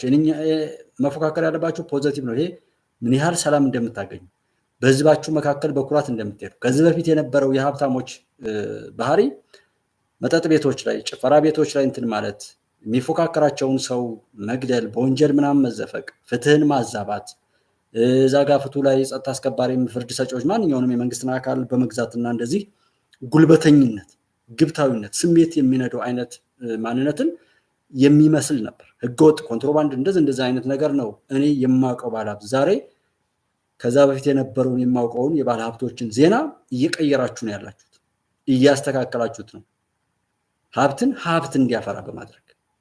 ስለዚህ ይሄ ነው የሀገር ባለቤት ማለት የምትሆኑት እናንተ ዜጋውን ያዛችሁት እኮ። ዛሬ ቤት ሰርታችሁ የተጣጣችኋቸው ሰዎች የእናንተ በምድርም በሰማያዊም ቢሆን የእናንተ ምስክሮች ናቸው። ከእናንተ ጋር የሚቆሙት በመግደልና በማስፈራራት ሰዎችን ከጎናቸው ለማሰለፍ ሰው ይሰራሉ ነው። ባለሀብቶች ሰራተኞቻችሁን ትሪት በማድረግ እናንተ ጋር የገባ የሂውማን ሪሶርስ ማኔጅመንት የሚባለው ላይ ሰዎች ሰራተኞቻቸውን ያለመንከባከብ ሰራተኞቻቸውን ትልቅ የሰው ኃይል ማለት ትልቅ የሀብት የሆነ ካምፓኒ ወይም ለሆነ ሀገር ትልቁ ሀብት የሰው ኃይል ነው። ያንን የሰው ኃይል ደግሞ ሙያውን ልምዱን ያለማመዳችሁትን ነገር ዋጋ ሰጥቶ ለበለጠ ሞቲቬሽን እያነሳሱ የመጠቀም አይነት አቅም የለም፣ አልተለመደም እኛ ሀገር። ጀስት ግን ሰራተኞቻችሁን በማክበር ሞቲቬሽኑን መጠቀም በመነሳሳት ለዛ ነገር ባለቤት ሆነው እንዲሰሩና ለረጅም ጊዜ ከሰራተኝነት አልፎ እስከ ካምፓኒ ሼር ማጋራት ድረስ እንደዚህ አይነት ልምድ ቢመጣ ኢን ፊውቸር ቢሆን ብዬ የምለው አንዱ በእያንዳንዱ ቦታ ላይ ያሉ አሰሪዎችና ሰራተኞች ግንኙነታቸው እጅግ የሚያምር ለዛ ነገር በባለቤትነት መንፈስ በሞራል በልዕልና እንዲሰሩ ማድረግ ነው። የሰዓት ደብተር በማዘጋጀት የሆነ ነገር ካሜራ በመጥመር ሰዎችን አትቆጣጠሯቸው። በግሌ የማየው ነገር የነገሩ ባለቤት ማድረግ ነው። ሰራተኞች የሁሉ ነገር ባለቤት ስታደርጓቸው ሞቲቭ የሆነ ይነሳሳሉ። የሚያገኙትና የሚያስገኙት እነሱም ተጠቃሚ ሆነው እዛ ድርጅት ጋር በመስራታቸው እዛ መስሪያ ቤት ጋር በመስራታቸው ተጠቃሚ እንዲሆኑ የማድረግ አይነት ነገር ማድረግ በራሱ ትልቅ አቅም ነው። በዙ ላይ ባለሀብቶች ስለሆናቸው ይህን መልእክት እንትን ልትሉ ትችላላችሁ እና ለሰው ማድረግ ትልቅ እድል ስለሆነ እሱ ላይ ከንቲባችንንም ጠቅላይ ሚኒስትሩንም ባለሀብቶችን ሁላችሁንም ቅንጅታችሁም ያምራል። ይሄ ነው ሰውነት፣ ይሄ ነው ኢትዮጵያዊነት፣ ይሄ ነው በጎነት፣ ይሄ ነው መንፈሳዊነት እንጂ መተባበር ለበጎ ነገር ነው እንጂ ለመጥፎ ነገር አይደለም። ዛሬ ተባብራችሁ 75 አባወራዎችን ቤት ከሰጣችሁ በዛ ውስጥ ያሉ ቤተሰቦችን ሁሉ ስታዩ ምን ያህል ሰው እንደሚድን ማወቅ ነው። ተሰብስቦ የአንዲትን እናት ቤት አቃጥሎ ወይም ማፈናቅሎ መንገድ ላይ ከጣለ በኋላ ያንን ፎቶ እያነሳ ትብብሩን ሁሉ ለክፋትና ለመጠፋፋት የሚያደርግ ሰው ባለበት ላይ እናንተ ተባብራችሁ ለእህት ለወንድሞቻችን ለእናት ለአባቶቻችን ቤት ስለሰጣችሁ ቀላል ጅማሩ አይደለም። በቂ ነው ወይ? አይደለም። በቂ አይደለም እኮ እንዲቀጥል እኮ ነው ዋናው ነገሩም ይሄ ነው። እንዲቀጥል ለማስቻል መሰረቱን እየጣላችሁ ስለሆነ ነው። በርቱልን ማለት እፈልጋለሁ። ከዚሁ ጋር በተያያዘ አንድ እኔም የምጋራው ነገር የሆነ ነገር ቢኖር የዓመታት የቤት ጥያቄ የሚል ሪፖርተር ነው እንትን ያለው። እንደው ሪፖርተር ስለጻፈው ብቻ ሳይሆን ብዙ ሰዎች ግን ከኮንዶሚኒየም ቤት ጋራ በመያዝ ገብረ ምናምን በሚል ባርሎ የሆኑ ክፋቶች ሲሰሩ ኖረው በዛን ጊዜም ሳያገኙ ዛሬም ደግሞ ሳያገኙ መፍትሄ አልባ ሆነው ያንን ተስፋ በማድረግ ከሌላ ግንባታቸው ወይም ከሌላ ልማታቸው ላይ ራሳቸውን አቅበው ያንን ተስፋ አድርገው የኖሩ ሰዎችን ምንድን የታሰበላቸው የሚለውን ነገር ለማሳሰብ ፈልጋለሁ። 97 ጀምሮ ኮንዶሚኒየም ላይ ተመዝግበው የነሱ ዕጣ እየተሸጠ እየተለወጠባቸው ብዙ ማጭበርበሮች ያው ወይዘሮ አዳነችም ከመጡ በኋላ ብዙ ማጭበርበሮች እንዴት ያዙና እስከ መሰረዝ ድረስ የወጡ ዕጣዎች እስከ መሰረዝ ድረስ የደረሰበት ምክንያት እናያለን። በዛ ልክ ሲጭበረበር የቆየው ኮንዶሚኒየምና ኮንዶሚኒየም ነክ ጉዳዮች አሁን ላይ ምን ላይ ነው ያለው? እንደውም ጭራሽ ትተነዋል የሚል ነገር ሁሉ አለ። ለነዛ ሰዎችስ ምን ምላሽ ተሰጥቷል? ፕሊስ የሚሰማ ሰው ካለ ምን ምላሽ ተሰጥቷል? እስከዛሬ ድረስ ተስፋ ሲያደርጉ ለኖሩ እህት ወንድሞቻችን ብዬ መጠየቅ ፈለ በተለይ ህጉን ጠብቀው ቁጠባቸውን ሁሉ በዚህ አካውንት በንግድ ባንክ ላይ እየቆጠቡ ላሉና ይህን ተስፋ አድርገው ለኖሩ ሰዎች ለልማት ተነሺዎች ሲሰጥ ለእኛ ተረሳን የሚል ነው። ለምንድን ነው የማይሰጡት የሚል ጥያቄ አለኝ። ሙሉ በሙሉ ነው የምጋራው። ለምንድን ነው ያልተሰጡት? እነሱስ ዜጎች አይደሉም ወይ? ሁሉንም ተጠቃሚ እንዲሆንልን ስለሆነ የምንፈልግ ምክንያቱን አሳማኝ በሆነ መልኩ ሊነገረን ይገባል የሚል ነገር አለኝ። የግል አመለካከት ነው። ሌላው እዚህ የጻፈውን ሪፖርት ምናምን ለልማት ተነሺዎች ለምን ቤት ተሰጣቸው አንልም። ለረጅም ዓመታት ፍትሃዊነት በጎደለው መንገድ ለእኛ ሳይሰጥ መቅረቱ አሳዝኖናል ብለዋል ቅሬታ ያቀረቡ ሰዎች። ለ21 ዓመታት ኮንዶሚኒየም ይደርሰናል ብለው ሲቆጥቡ የቆዩ የኮንዶሚኒየም ነባር ተመዝጋቢዎች ዕጣ ሳይወጣላቸው ቤቶቹ ለልማት ተነሺዎች እየተሰጠባቸው ስለሆነ ቅሬታቸውን አቅርቧል። ከ1997 ዓ.ም ጀምሮ የኮንዶሚኒየም ቤቶችን በዕጣ ለማግኘት ሲጠባበቁ የቆዩ በርካታ ተመዝጋቢዎች እያሉ ለልማት ተነሺዎች ቤቶች ወይም ለነሱ ተብለው የተሰሩ የኮንዶሚኒየም ቤቶች ማለት ነው ለልማት ተነሺዎች መሰጠታቸው ኢፍትሃዊ እንደሆነ ነው የተናገሩ ያሉት። ይህን ቅሬታ ያቀረቡት ለሪፖርተር ጋዜጣ በሰጡት ቃል ሲሆን ለልማት ተነሺዎች ለምን ቤት ተሰጣቸው አንልም ያሉት ቅሬታ አቅራቢዎች ለረጅም ዓመታት ፍትሃዊነት በጎደለው መንገድ ለእኛ ሳይሰጠን መቅረቱ ግን አሳዝኖናል ብለዋል። ለልማት ተብሎ ቤታቸው የፈረሰባቸው ዜጎች ቤት ሲሰጣቸው የ1997 እና የ2005 ዓ.ም የኮንዶሚኒየም ቤቶች ተመዝጋቢዎች ጉዳይ በዝምታ መታለፉ ግን ቅሬታ እንደፈጠረባቸው ነው የተናገሩት። እኔም ቅሬታ አለ። ምንድነው የሆነ ነገር በሏቸው፣ እኛን የሚያሳምን እነሱን የሚያሳምን እስኪ ሰብስባችሁም ተወያዩ። ጀስት ወይም ደግሞ ቁጠባቸውን አቋርጣችሁታል ማለት ነው። ምንድነው ያደረጋቸው? እነሱ ህጉን ጠብቀው እየሄዱ ህጉን ያልጠበቀ ከተማ አስተዳደሩ ነው። ምንድነው የሆነው ነገር? መጀመሪያ ከመውቀሳችን በፊት መጀመሪያ መግለጫ ስጡ። እንደኔ ለምን መሳሳት ስለማልፈልግ ነው። እነሱ ህጉን ጠብቀው ከተማ አስተዳደሩ ለነሱ ምንም ነገር ሳይናገር ህጉን ሽሮት ከሆነ ችግር አለ። ከዛ በኋላ የምናገረው ይኖረኛል። ጀስት ግን አሁን እስኪ የሆነ ነገር በሉ፣ ከተማ አስተዳደሩ የሆነ ነገር ሊናገር ይገባል። አይ ምናምን አይደለም፣ ፕሊስ ቶሎ አድርጉት ማለት ፈልጋለሁ። እዛ ጋር ደስ አለን ብለን ሰዎች ሲደሰቱ ተደሰትን ብለን እዚህ ጋር ደግሞ የሚከፋ ሰው መኖር ስለሌለበት ነው። የኮንዶሚኒየም ቤቶች ግንባታ እስኪያልቅ ድረስ ለምን በመንግስት የተሰሩ ቤቶች አይሰጡንም ያሉት ተመዝጋቢዎች ለሁለት አስርት ዓመታት ቤት ለማግኘት በመጠባበቃቸው በተለየ ሁኔታ በከተማ አስተዳደሩ ሊስተናገዱ እንደሚገባም ነው የተናገሩት። በአሁኑ ጊዜ የቤት ኪራይና የልጆች የትምህርት ቤት ክፍያዎች ጣራ በመንካታቸው ለችግር ተዳርገናል ያሉት ተመዝጋቢዎቹ የኢትዮጵያ ዜጋ አይደለንም ወይ እስከሚሉም ድረስ ቅሬታቸውን በብሶት ማሰማት ችለዋል ማለት ነው። ለዓመታት ምላሽ በተነፈገው ጥያቄያቸው ምክንያት በመንግስት ላይ ያላቸውን እምነት መባጠጡን ወይም ደግሞ እምነት ማጣታቸውን ነው የተናገሩት። ተመዝጋቢዎቹ ለህዝብ እንባ ጠባቂዎች ተቋም፣ ለሰብአዊ መብት ኮሚሽን፣ ለጠቅላይ ሚኒስትር ጽሕፈት ቤት እና ሌሎች ተቋማትም ቅሬታቸውን ቢያሰሙም እስካሁን ድረስ መፍትሄ እንዳላገኙ አክለዋል። የአዲስ አበባ ከተማ የቤቶች ልማት ኮርፖሬሽን ዋና ዳይሬክተር አቶ ሽመልስ ታምራት ምን ምላሽ ሰጡ? እሱ በጠየቃቸው ማለት ነው። አጠቃላይ የቤቶች ግንባታ ከ2 እና ከ3 ዓመት ተኩል በኋላ የብድር አቅርቦት ችግር ተጨማሪ ግንባታ ማድረግ አላስቻለንም። ችግሩ እስኪፈታ ድረስ ግንባታ አይካሄድም። ኮርፖሬሽኑ ያለበትን ውዝፍ ዕዳም እስኪከፍል ድረስ ሲያገኝ የነበረውን ብድር ተከልክሏል። የኮርፖሬሽኑ ካለበት ዕዳ ውስጥ 36 ቢሊዮን ብር ተመላሽ አድርጓል። ቀሪ 37.7 ቢሊዮን ብር ያልተከፈለ ውዝፍ ዕዳ እያለበት ለመክፈልም የተለያዩ አማራጮችንም እያጤነ ወይም እያፈላለገ ነው ያለው ማለት ነው። በአሁኑ ወቅት የኢትዮጵያ ንግድ ባንክ ብድር የሚሰጠው ለማጠናቀቂያ ስራ ብቻ ነው። ለሰፊ የቤት ግንባታ ግን ተጨማሪ ብድር አይሰጥም። ለልማት ተነሳዎች ቅድሚያ መስጠትን መመሪያው የሚያዝና የሚደግፈው ነው። ነገር ግን የኮንዶሚኒየም ዕጣ ጠባቂዎችን ወደ ጎን ከመግፋት ጋር መገናኘቱ የለበትም ብለዋል። የቤት አቅርቦት ጉዳይ የ97 እና የ2005 ዓ.ም የቤት ተመዝጋቢዎች ችግር ብቻ ሳይሆን በአጠቃላይ በቤት አቅርቦቱ በአማራጭ የቤት ልማት ላይ እየተሰራ ነው ብለዋል። ከተለመዱት 40/60 እና 20/80 ቤቶች በተጨማሪ በ70/30 ፕሮግራም እና በማህበር ቤቶች አቅም ያላቸው እንዲገነቡ የሚያስችል አሰራር ተዘርግቷል። ኮርፖሬሽኑ እስካሁን የጋራ መኖሪያ ቤቶችን ሲገነባ የነበረው በቦንድ ግዢ ነበር። አሁን ግን የከተማ አስተዳደር ካለው በጀት ላይ እየመደበ ብድሩ እየከፈለና ለኪራይ የሚሆኑ ቤቶችንም እየገነባ ነው የሚል ማብራሪያ እየተናገሩ ነው ማለት ነው። ከዚህ በተጨማሪም መንግስትና ባለሀብቶች ተቀናጅተው የሚገነባቸው ቤቶች አሉ። ለዝቅተኛ የህብረተሰብ ክፍሎችም እየተሰጡ ነው። የኮንዶሚኒየም ተመዝጋቢዎችን በተመለከተ ቁጠባ ያቋረጡ አሉ። ነገር ግን አሁንም ኮንዶሚኒየም ተመዝጋቢዎች የሉም ወይ ጨርሰን ሰጥተናል አላልንም አሉ። እሺ፣ የኮንዶሚኒየም ተመዝጋቢዎች ቅሬታ ትክክል ነው። ነገር ግን ከተማው ያለበትን የቤት አቅርቦት ችግር ሲፈታ የተመዝጋቢዎችም ችግር በዚያው ይፈታል። የነባሩ የዕጣ አወጣጥ ሂደት ቆሟል ወይም አልቆመም ብለን መናገር አንችልም። ምናልባትም የባንክ ብድር ከተመለሰ እንደገና በሌላ ብድር ቤቶች ተገንብተው ለዕጣ ጠባቂዎቹ ለመስጠት ጥረት ይደረጋል ነው የሚለው። የተመዝጋቢዎች ዕጣ የማውጣት ሂደትም ይቀጥላል ወይም አይቀጥልም የሚለውን በቤት አቅርቦት ሁኔታ ላይ ሊወሰን የሚችል ነገር ነው። ከኮሪደር ልማት ተነሺዎች በአንድም ሆነ በሌላም መንገድ ቢጣራ ተመዝጋቢዎቹ አሉ። ከዛ ውስጥ በኮሪደር ውስጥ ካሉት ማለት ነው። ለኮሪደር ልማት ተነሺዎች የ40/60 እና የ20/80 ቤቶች ተሰጥተው አልቀው ወደ ኪራይ ቤት እየተገባ ነው።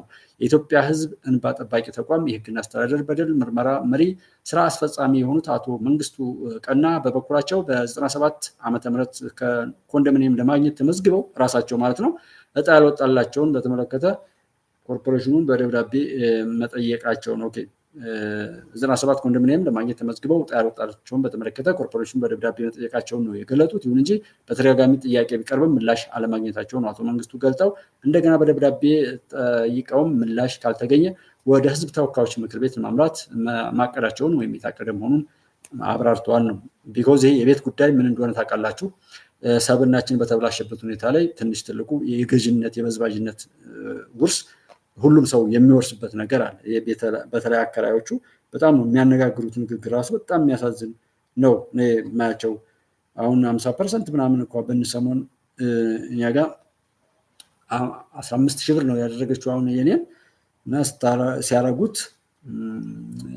እንዴት ነው የነገር በአንድ ጊዜ 10 የነበረውን 15 ማድረጉ ምናምን ብለን ስንጠይቅ ጀስት ከፈለክ ትገባለህ ካልፈለክ መውጣት ነው አቅም ከሌለህ የለህም ነው የሚል በጣም ትቢት የተሞላበት ነገር ነው የተነገረውና ፈጣሪም እኔ እንዲፈርድ ነው ለሱ ጭምር ነው እንትን ብለው ቢኮዝ እኔ ለሰዎች ጋር ሳይሆን በዋናነት እንዳልኳችሁ ከፈጣሪ ጋር ሲሆን ሁሉ ነገር ስለሚያውቅ ፈጣሪ እንግዲህ አንዱን በዝባጅ አንዱን ተበዝባጅ ካደረከው ቤት ሞልቷል አንዱ 30 አንዱ 100 ቤት ሲኖረው አንዱ ደግሞ አንድ ቤት የለውም አይነት የፍትሃዊ የሀብት ክፍፍል የፈጠረው አይነት ነው ብዬ አምናለሁና ትቢተኝነት ባለበት ላይ እነዚህ ሰዎች ጥያቄያቸው ልክ ነው የሆነ ነገር ተብለው አምነውበት መተማመን ተፈጥሮ የሆነ ነገር ቢሆን ምንድነው ችግሩ ዛሬም ነገም ተማምናችሁ የሆነ ነገር ሰጣችኋቸው መደረግ ያለበት እንዲደረግ ነው በዛ ሰዓት ላይ አንዱ ብሶት እዛ ጋር የነበሩ የቅርብ ሰዎችን ማቃቸው ስለነበር ነው የመጀመሪያው ልክ እንደዚህ የተዛባ እጣው ይወጣል ይሸጣል ዛሬ የሆነ ክፍለ ከተማ ሄዶ ተመዝግቦ ከሆነ ቀን በኋላ ይወጣለታል ሐቅን የያዙ ሰዎች ግን ይሄው እስከዛሬም ድረስ እየጮሁ ናቸው ማለት ነው እኔ በተግባር ማቃቸው ሰዎች ስላሉ ነው ብያቸዋለሁ እና ያንን አሳምናችሁ ከነሱ ጋር ተግባሩ አቅርቧቸው ተቀራረቡና ከተማ አስተዳደሩ እነሱ ዜጎች አይደሉም እኔ ይጋራሉ የነሱን ግዴታቸውን ተወጣው መብታቸውን ተከልክለው ከሆነ አግባብ አይደለም ዛሬም የምንናገረው እናንተን ወቅሰን ለሆነ ነገር ማለት ሳይሆን ዋናው ቤት እንዲያገኙ ወይም ችግራቸው እንዲፈታ ወይም መስጠቷቸው ከናንተ ጋር መግባባት ተፈጥሮ በሰላም ሁሉም ሰው ተጠቃሚ የሚሆንበት እድልና ድል እንድትፈጥሩ እኔ ማለት ያ ኢሞሽናላይዝ ሳይሆን ችግሩን በዛ መልኩ ለመፍታት ጥረት ብታደርጉ ነው ይሄ ኢኮኖሚ ቢኮዝ ጠላት የሚፈልገው እንደ አይነት መግቢያ ቀዳዳዎችን ዛጋ ያሉ ሲስተሙን ሁሉ ያዛቡ ስንት ነውር ሲፈጽሙ የነበሩ ሰዎችን አይታችኋልና እነዛ ባሉበት ላይ በዚህ ልክ ሰዎችን መዘንጋቱ አግባብ አይደለም ለማለት ነው የምፈልገው በዛ ስሜት ብታደርጉ ለማለት ነው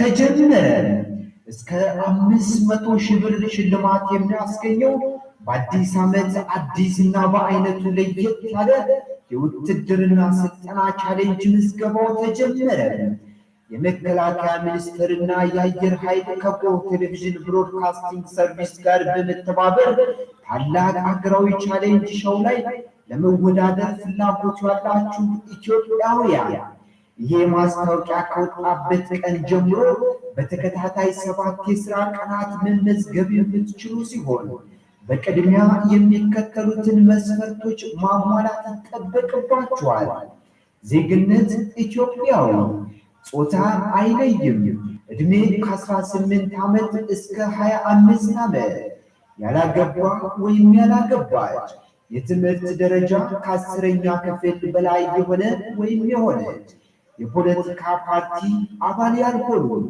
ከዚህ ቀደም የውትድርና ስልጠና ወስደው የሚያውቁና የየትኛውም የጸጥታ ኃይል አባል ያልነበሩ የወንጀል ሪከርድ የሌለባቸው ከሁሉም ሱስ የጸዱና ሙሉ ጤነኛ መሆናቸውን የሚያረጋግጥ የሕክምና ማስረጃ ማቅረብ የሚችሉ ውድድሩ በሚካሄድበት ስፍራ የተፎካካሪውን እምነት ባህል ቋንቋና አመለካከት ለማክበር ዝግጁ ሆኑ የምዝገባ ቦታ ኮር ቴሌቪዥን ብሮድካስቲንግ ሰርቪስ ካሳንችስ ቶታል ላቀች ህንፃ 4ኛ ፎቅ የስልጠና ውድድሩ የሚካሄደው በመከላከያ ማሰልጠኛ ተቋም ይሆናል ለበለጠ መረጃ ደግሞ 0911 77 27 18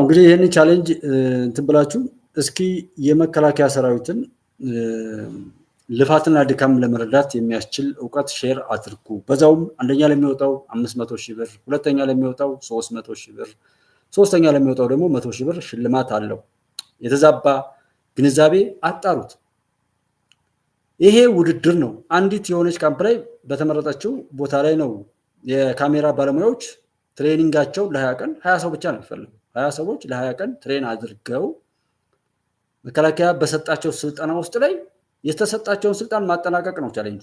ችሎ ያጠናቀቀው እና ያፈጻጸም አቅሙ ጎበዝ ከሆነ አንደኛ ይወጣል። ይሄን ያህል መስፈርት የበዛው ለዛ ነው። ከዛ በኋላ ሁለተኛ ሶስተኛ እያለ ከ20ዎች እንግዲህ ስንት ሰው እንደሚጨርሰው አናቅም። ያን ከጨረሰ በኋላ መከላከያ ላይ ያለውን ግንዛቤ ለሌሎችም እንዲያስገነዝብ ወደ ራሱ ይመጣል። እሱም ተጠቃሚ ይሆናል። የጥላሁን ገሰሰን የሚዘፍነው ሰው ሙዚቀኞች ምናምን ምንድን ነው የሚሆኑት? ከዘፈኑ ምን ካሉ በኋላ ከዛ በኋላ አልበም ሊያሳትሙ ይችላሉ፣ የሆነ ነገር ምናምን ሊሰሩ ይችላሉ እንጂ ስለተወዳደሩ ብቻ ዘፋኝ ይሆናሉ ማለት ነው። አንዳንዴ መከላከያ ሰራዊት ስለሌለ ምናምን ብትለምን አትገባም መከላከያ ሰራዊት። በነገራችን ላይ የመጀመሪያው የኢትዮጵያ ትራንስፎርሜሽን ወይም ይሄ አብዮት፣ የኢንዱስትሪ አብዮት፣ የቴክኖሎጂ አብዮት ማንኛውም ነገር የሚጀምረው በሌሎች ሀገራትም በዓለም ላይ እንዳለው ልምድም ኢትዮጵያ ውስጥም የመጀመሪያው ከመከላከያ ሰራዊት ነው። የጀግንነት ልክ የሚቀደው ኢትዮጵያዊ አንድነት በክብር የሚታይበት በተግባር ሁሉም ነገር የሚታይበት ያንን አደራ ለመሸከም ሁሉ እስክንፈራ ድረስ እጅግ ከባድ ተቋም የሚሆነው መከላከያ ሰራዊት ነው። ዛሬ እኮ እጃችንን ኢትዮጵያ ጀግንነቷን ካረጋገጠች በኋላ የባህር በሯም ከመጣ በኋላ ከዛ በኋላ እኔ የሚባል እግር እየሳሙ የተለሳለሰ ቃላት እየተመረጠ ዝቅ ብሎ ከኢትዮጵያ ጋር ለመስራት የሚለመንበት ሰዓት ነው የሚመጣው። ያ ቀን እንዳይመጣ እኮ ነው ትንሽ ትልቁ እንደዚህ የሚጣደፈው። ከፍ ብለህ አንዴ ማረጋገጥ ከቻልክ በኋላ በቃ ይሄ ያየነውም ያላየነውም ፊት ለፊትም ውስጥ ለውስጥም ኢትዮጵያን ለማፍረስ ለማጥፋት ሲሰራ የነበረው ቆሻሻ ሁሉ ዝቅ ብሎ እየሳመ እየለመነ ይገባል። ማንም ገብቶ የሚፈተፍትባት ሀገር አትሆንም። ሰው ያንን ነገር በመጣ ቁጥር መከላከያ ሰራዊታችን ሚሊዮን ያለ ሰራዊታችን ዘመኑን በሚዋጅ መልኩ ሀገሪቱን በማሻገር ይጠመዳል። ምን እየተሰራ እንዳለ አይነገርም እንጂ የተነገረውን ብቻ ብታዩት ወደቁ ተብሎ ምን ብሎ የነበረውን አየር ኃይላችንን ጀነራል ይልማን መጠይቅ ነው፣ ትርኢቱን ማየት ነው።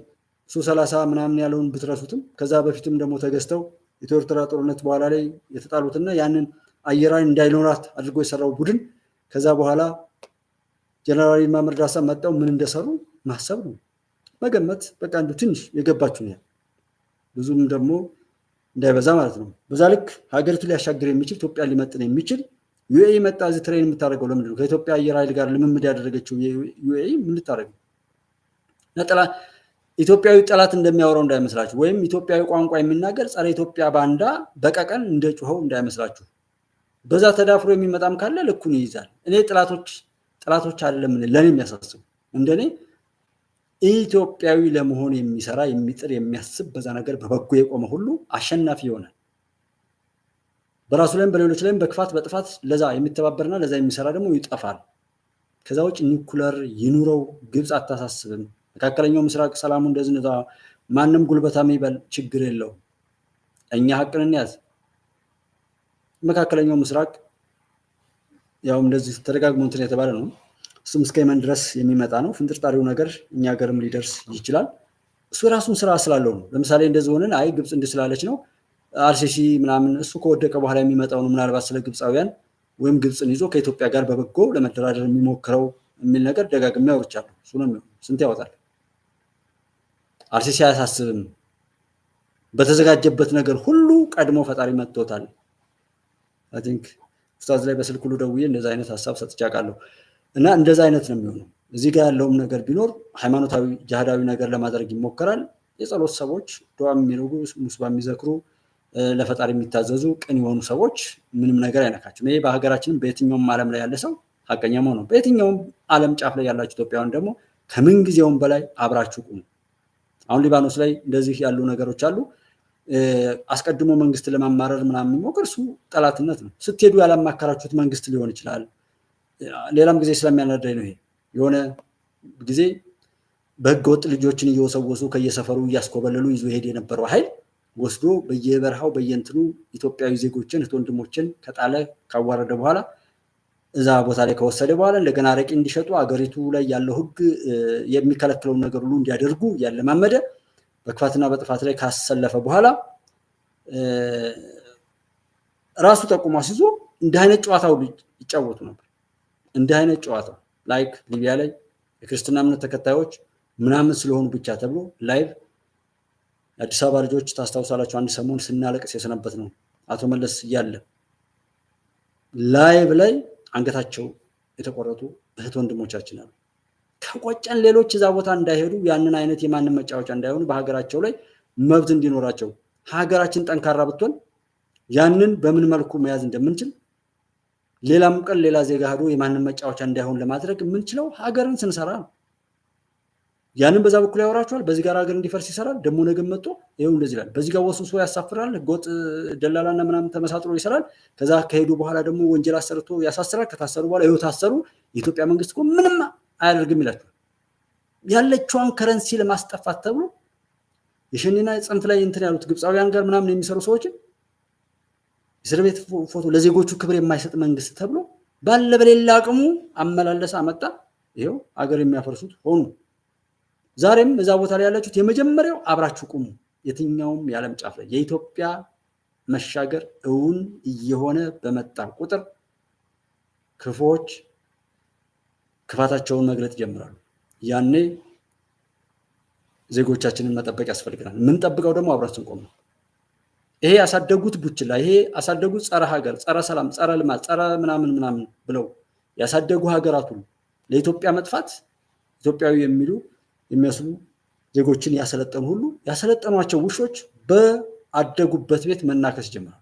ጀስት ለኢትዮጵያ መጥፋት አሸባሪዎችን ያሰለጠነች ከሆነች፣ ጸረ ኢትዮጵያን ያሰለጠነች ከሆነች፣ ጥፋትና እልቂትን ፕሮፓጋንዳ እየዘራ ለጥፋትና መጠፋፋት የሚቀሰቅሱ ሰዎችን እያመረተች ያለች ሀገር ከሆነች ያ ህዝብ ወይም ያመረቱት ኃይል ራሳቸው ላይ የሚነሳበት ሰዓት ይመጣል ማለት ነው። በዛ ሰዓት ላይ ኢትዮጵያ መሻገሯን ሲያይ አመሉ ይቀየራል። ወደ ኢትዮጵያ ማየት እስከዛም እንኳ ባይሆን አብራችሁ መቆም፣ ይቅር መባባል፣ በየጊዜው በየቀኑ በየምኑ መናበብ፣ መተዋወቅ፣ አብሮ መቆም፣ መተዛዘን፣ አንድ ከሆናችሁ ነገሩ ቀላል ነው የሚሆነው። ይሄን እንዳትረሱት። የትኛውም የዓለም ጫፍ ላይ ያላችሁ በተለይ ውጭ ላይ ያላችሁ ወንድሞቼ አንዱ ዛሬ ጀምራችሁ ይቅር መባል፣ በቃ ልዩነቶችም ካሉ እነሱን ተዋቸው፣ አብራችሁ ቁሙ እንድታሸንፉ እንጂ የኛ መሻገረውን ነው።